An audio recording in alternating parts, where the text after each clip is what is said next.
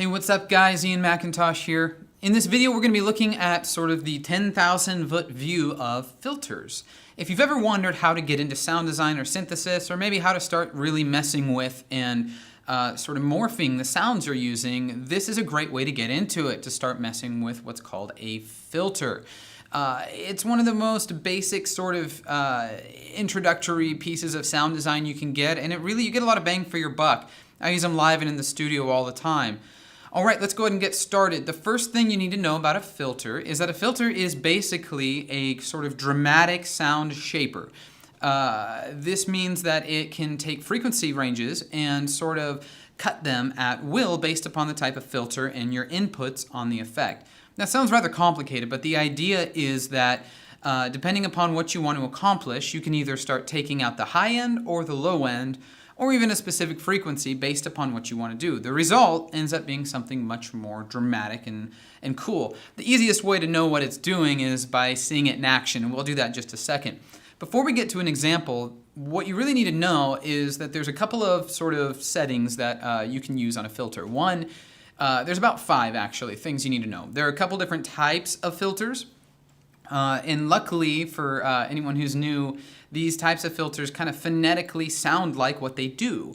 So when you're looking at a filter, the name kind of gives you a hint as to what its purpose is, which is nice.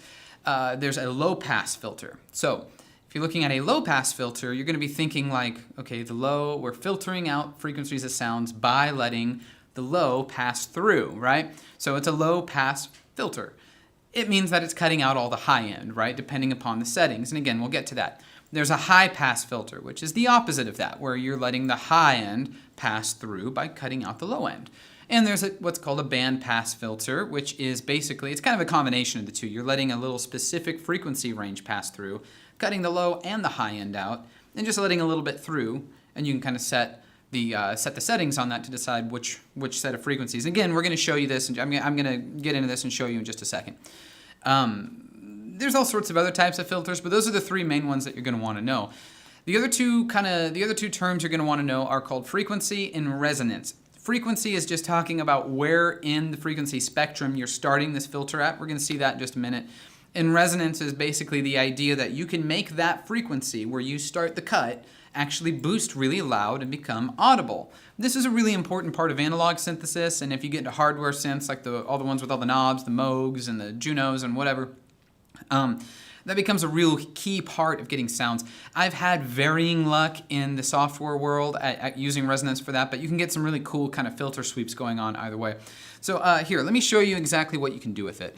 I'm using Ableton, and honestly, this stuff works with literally every piece of software. Well, I mean, maybe not literally. Obviously, Microsoft Word doesn't have anything like this in it, but you get the idea. This is everywhere. It's in hardware. There's a knob that, on the old Korg Tritons that had this. Like, you can find this stuff almost everywhere. So what I have set up, you're going to see, is this filter plugin, and I have a sound that's just a really bright synth sound.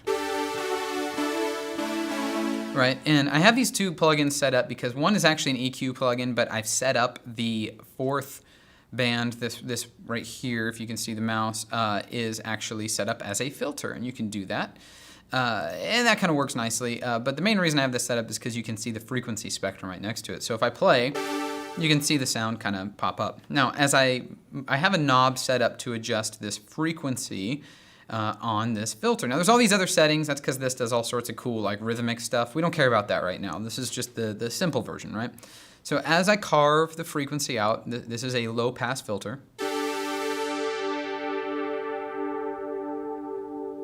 You can hear the high end disappearing, right? And as I move it back up,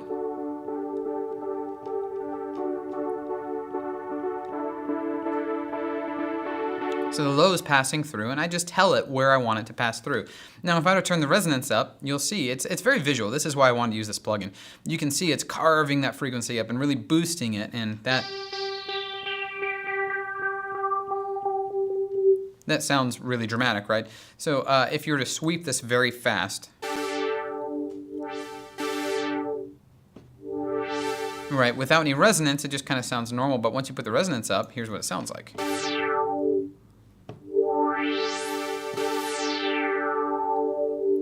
Right, you can really hear that frequency as it sort of sweeps, and it's the same thing. And you can see that frequency. If I use it over on the EQ one, you're going to see like, but watch the frequency actually disappear as I carve it. It's kind of neat. You can literally see it start to drop. Kind of cool. This is why I like using these plugins, is you can literally see what's happening. Really good from an educational standpoint. Where this becomes useful is that you can kind of get the idea. Instead of a bright, you can turn into a mellow pad, right?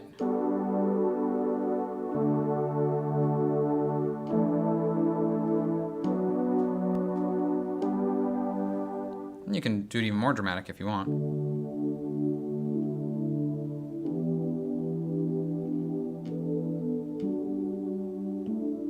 Right, and you can kind of get that kind of mellow pad going on. It also gets useful for adding movement. If you were to play a line, you could sweep the line up and add something interesting. Let's do it in a different key. There we go. I have this little tiny controller, makes it really easy to hit wrong notes.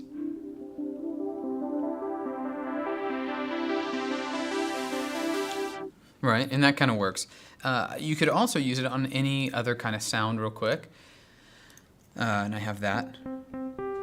So just a really basic CP80 sound, right? Turn that up just a little bit.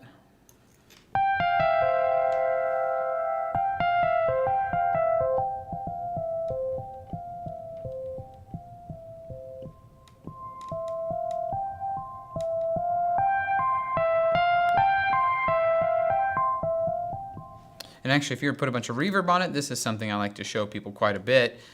You can create a sonar patch very, very, very quickly, right?